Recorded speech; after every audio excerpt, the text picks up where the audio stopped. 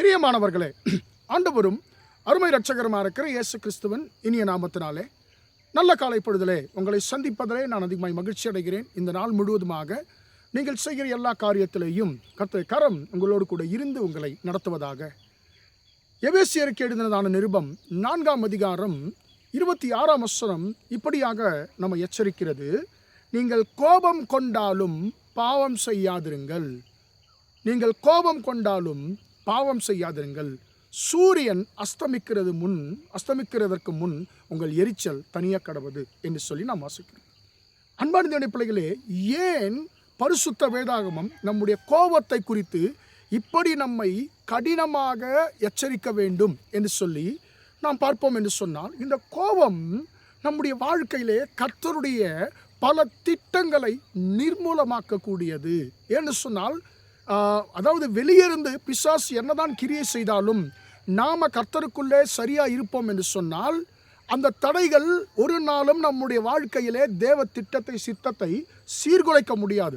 ஏன்னு சொன்னால், நம்மோடு கூட நமக்கு கர்த்தரோடு கூட இருக்கிற உறவு சரியாக இருக்கிறபடினால வெளியிருந்து வருகிற எந்த ஒரு ஆபத்துகளோ கர்த்தரோடு கூட இருக்கிற நம்முடைய ஐக்கியத்தையோ நம்மை குறித்த தேவ திட்டத்தையோ சித்தத்தையோ சீர்குலைக்க முடியாது. ஆனால் அதை சீர்குலைப்பதற்கு, தேவ திட்டத்தை சித்தத்தை நம்முடைய வாழ்க்கையிலே சீர்குலைப்பதற்கு பிசாசு பயன்படுத்துகிற ஒரே ஒரு ஆயுதம் எதுவென்று சொன்னால் கோபம். கோபம் பாவத்தை கூட நாம் மேற்கொண்டு விடலாம். அன்பான தேவனுடைய பிள்ளைகளே, அப்படியானால் கோபம் வரவே கூடாதா பாஸ்டர்? இல்லை, கோபம் ஒரு மனுஷனுக்கு வருவது சகஜம்தான். கோபம் வரக்கூடாது என்று சொல்லி பரிசுத்த வேதம் சொல்லலை. கோபம் வந்தாலும் அந்த கோபத்தை நீங்கள் பாவமாக மாற்றிக்கொள்ளாதீங்க. நீங்கள் கோபம் கொண்டாலும் பாவம் செய்யாதிருங்கள் என்று சொல்லிதான் பரிசுத்த வேதம் நம்மை எச்சரிக்கிறது. சூரியன் அஸ்தமிக்கிறதற்கு முன்னால அந்த கோபம் எரிச்சல் தணிந்து விட வேண்டும் என்று சொல்லி வார்த்தை சொல்லுகிறது. அன்பான தேவனுடைய பிள்ளைகளே, இது சாதாரணமான ஒரு விஷயம் தானே. ஏன் இதை குறித்து பரிசுத்த வேதம் இவ்வளவு எச்சரிக்க வேண்டும் என்று சொல்லி நமக்கு ஒரு கேள்வி எழலாம். அன்பான தேவனுடைய பிள்ளைகள், இந்த கோபம் பலருடைய வாழ்க்கையை சீரழித்திருக்கிறது. பலருடைய வாழ்க்கையை தலைகீழாய் புரட்டி போட்டிருக்கிறது. அன்பான தேவனுடைய பிள்ளைகளே, அதில் ஒரு 2 பேரை குறித்து இன்றைக்கு நாம் சுருக்கமாக நாம் தியானிக்கலாம். முதலாவதாக நாம் பார்க்கிறோம், ஆதியாகமம் 4ஆம் அதிகாரத்தில் காயின் ஆபேலை குறித்து நாம் பார்க்கிறோம். அன்பான தேவனுடைய பிள்ளைகளே, காயினும் ஆபேலும் கர்த்தருக்கென்று காணிக்கை கொண்டு வருகிறார்கள். இதில் முதல்ல கர்த்தருக்கு காணிக்கை கொண்டு வர வேண்டும் என்று நினைத்தவர் யார் தெரியுமா? உலகத்தில் முதலிலே கர்த்தருக்கென்று காணிக்கை கொண்டு வர வேண்டும் என்று நினைத்தவர் யார் தெரியுமா? காயின் தான். அதே போல கர்த்தருக்கு காணிக்கை கொண்டு வந்தவர் காயின் தான். அப்போ அண்ணனை தம்பி பார்க்கிறார், ஆபேல் பார்க்கிறாடே, என்னுடைய அண்ணன் கர்த்தருக்கு காணிக்கை கொடுக்கிறாடே, எவ்வளோ பெரிய ஒரு விஷயம், அண்ணன் பார்த்து நம்ம கற்றுக்கொள்ளணும்னு சொல்லி ஆபேலும் கர்த்தருக்கு காணிக்கை கொண்டு வருகிறார். ஆனால் எப்படி கொண்டு வர கேட்டால், அண்ணனை போலல்ல, மந்தையில் தலையீற்றுகளையும் அதிலே கொழுமையானவைகளையும் கர்த்தருக்கு காணிக்கை கொண்டு வரும். காயினுடைய காணிக்கை அப்படி அல்ல, சாதாரணமாக இருக்கிறது. இப்போ ஆண்டவர் பார்க்கிறார், யார் ஒருவர் அதிகமாய் கர்த்தரை கனப்படுத்துகிறார்களோ, யார் ஒருவர் கர்த்தரை அதிகமாய் நேசிக்கிறார்களோ அவருடைய காணிக்கை சிறந்திருக்கிறதை கர்த்தர் பார்க்கிறார். அந்த ஆபேலுடைய காணிக்கையை கர்த்தர் பார்க்கிறார். அதில் தேவ பயம், கர்த்தரை கனப்படுத்துகிற விதம் இருக்கிறதை பார்த்து ஆபேலுடைய காணிக்கை கர்த்தர் அங்கீகரிக்கிறார்.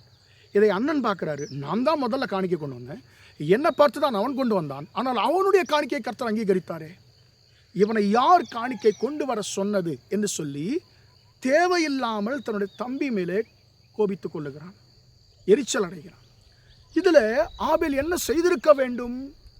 தன்னுடைய தவறை, ஏன் அவனுடைய காணிக்கை அங்கீகரிக்கப்பட்டது, எனக்கு பின்பாக தான் அவன் காணிக்கை கொண்டு வந்தான், அவன் காணிக்கை ஏன் அங்கீகரிக்கப்பட்டது, என் காணிக்கை ஏன் நிராகரிக்கப்பட்டது?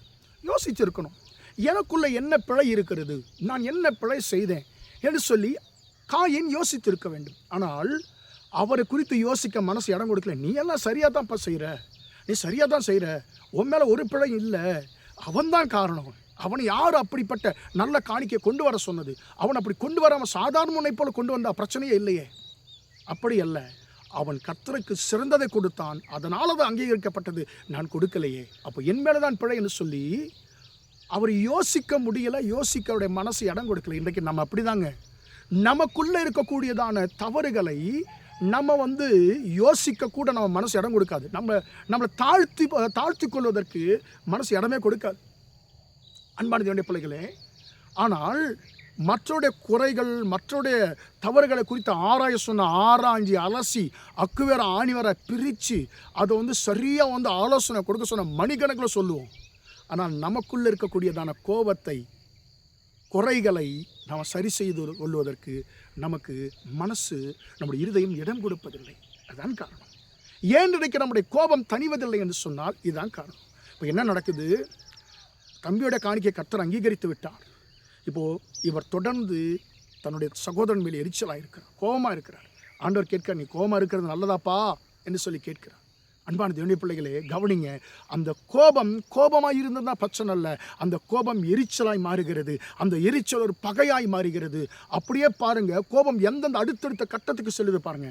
அந்த கோபம் கடைசியில் தன் சொந்த சகோதரனை கொலை செய்கிற அளவுக்கு போய்விட்டது. அன்பான தேவனுடைய பிள்ளைகளே, காரணம் தவறு இவருக்குள்ள இருந்தது. ஆனால் அன்பான தேவனுடைய பிள்ளைகளே, அந்த கோபம் இவர் தவறை சீர் செய்து கொள்ள முடியாதபடிக்கு இப்படி கண்களை மறைத்து விட்டது. கர்த்தர் நிமித்தமாய் சபிக்கப்பட்டவனாய் காயின் மாறிப்போனான். ஏன் அவ்வளோ பெரிய சாபம் ஏன் வர வேண்டும்? ஒரு சின்ன ஒரு கோபம். அதனால தான் வசனம் சொல்லுகிறது, நீங்கள் கோபம் கொண்டாலும் பாவம் செய்யாதீர்கள். மனுஷனுடைய கோபம் தேவனுடைய நீதியை நடப்பிக்க மாட்டாது என்று சொல்லி வார்த்தை சொல்லுகிறது. மோசே குறித்து கூட நாம் வேதத்தில் வாசிக்கிறோம். 2வது மனுஷன் மோசே. ஒரு இடத்துல கர்த்தர் கன்மலை அடி என்று சொன்னால் ஆண்டவர் மோசே அடித்தார், தண்ணீர் புறப்பட்டு வந்தது. இன்னொரு முறையும் அதே பிரச்சனை, வனாந்தரத்தில் ஜனங்களுக்கு தண்ணீர் தேவைப்படுகிறது. இந்த முறை ஆண்டவர் சொன்னார், உன் கோலை எடுத்துக்கொண்டு போ, கண்மலை இடத்துல போ, இந்த முறை கண்மலையை பார்த்து நீ பேசி, இந்த முறை அடிக்காது. இவர் என்ன செஞ்சார்? கோபப்பட்டு அந்த கண்மலையை 2 முறை அடிக்கிறார். முதல் முறை அடித்த பொழுது தண்ணீர் வரலை. ஆண்டவர் யோசிப்பதற்கு ஒரு தருணத்தை கொடுக்கிறார். கர்த்தர் எனக்கு என்ன சொன்னார், நான் என்ன செய்து கொண்டிருக்கிறேன் யோசிக்கிறதுக்கு கூட இவருக்கு முடியல. ஏன்னா கோபம், ஜனங்கள் மேல் இருந்த கோபம்.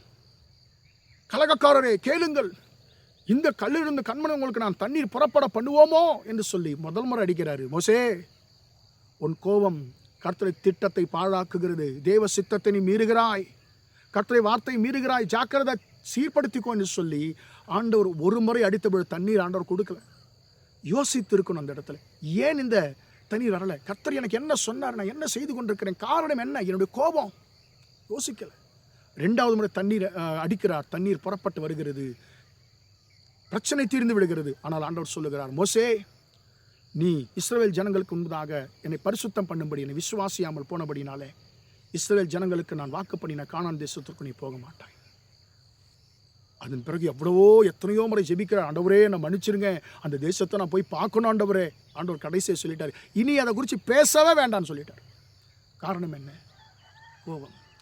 தன்னுடைய கோபத்து நிமித்தமாக அன்பான தேவனுடைய பிள்ளைகளே, கிட்டத்தட்ட 4-5 தலைமுறைகளாக இஸ்ரவேல் ஜனங்கள் கனவு கண்டு கொண்டிருந்ததான கானான் தேசத்துக்கு சமீபத்தில் போயிட்டாருங்க. இனி யோர்தானை கடந்துட்டா நேராக கானான் தேசம்தான். சமீபத்துக்கு போய்விட்டார். கிட்ட அதற்கு மேலே அவரால் போக முடியல. காரணம் என்ன? கோபம். அந்த கோபம் அவருடைய வாழ்க்கையிலே ஆண்டவருடைய திட்டத்தை எப்படி கொலாப்ஸ் பண்ணிடுச்சு பாருங்க, எப்படி சீர்குலைத்து விட்டது பாருங்க. காரணம் அது கர்த்தர் அல்ல, மோசே தான் காரணம். அன்பான தேவனுடைய பிள்ளைகளே, இன்றைக்கி நம்முடைய வாழ்க்கையில் எத்தனை பேர் என்ன சொன்னாலும் நம்ம கோபத்தை நம்ம தனிச்சு கொண்டதே கிடையாதுங்க. இன்றைக்கி வசனம் சொல்லுகிறது, உன் கோபத்தை உன்னை விட்டு நீ நீக்கு. மனுஷனுடைய கோபம் தேவனுடைய நீதியை நடப்பிக்க மாட்டாது. நம்முடைய கோபத்து நிமித்தமாக ஒரு நாளும் ஆண்டவர் பிரியப்பட மாட்டார்.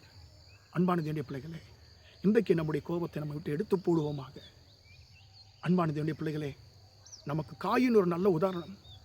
கோபத்து நிமித்தமாய் சபிக்கப்பட்டவனாய் மாறிப்போனான்.